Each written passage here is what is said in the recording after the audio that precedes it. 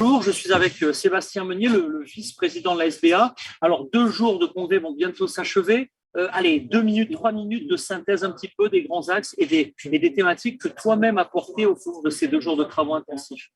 Alors, d'abord, le premier retour, c'est qu'on a vraiment des interlocuteurs aujourd'hui qui se sont appropriés la démarche du SMART, qui ne sont pas d'ailleurs forcément adhérents de la SBA, mais on voit que les thématiques qui sont adressées, les défis qui sont mis en avant sont bien ceux qui ont été repérés par la SBA. Je rappelle qu'elle a été créée il y a presque 10 ans.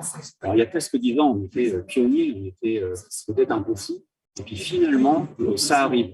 Donc, on voit que l'ensemble des travaux qu'on a portés et qu'on a fait en collectif répondent directement aux objectifs des grands donneurs d'ordre qui étaient là, que ce soit des donneurs d'ordre publics ou privés.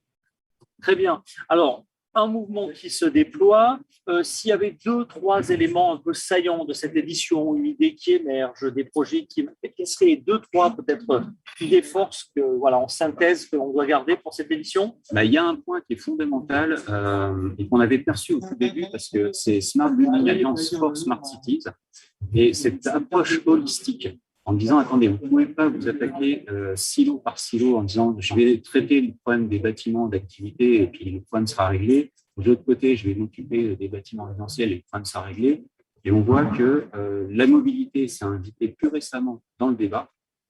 Et là, il y a vraiment une forte convergence des points de vue.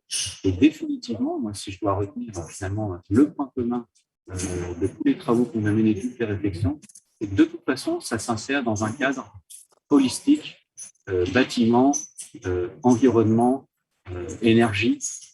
C'est la ville.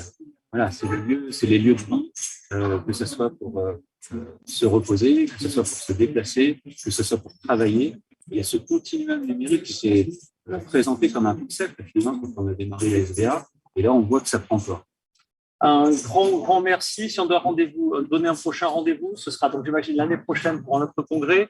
Un autre temps fort sur lequel la SBA va bouger un projet sur lequel la SBA va se mobiliser dans les semaines ou les mois à venir.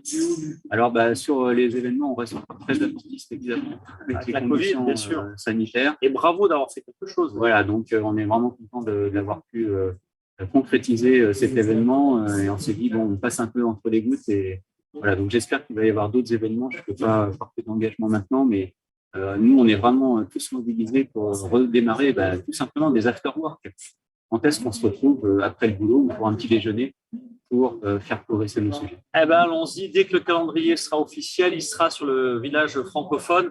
Un grand merci pour ce soutien. Merci à la SBA. À très bientôt à l'antenne du village francophone. Merci. Au revoir.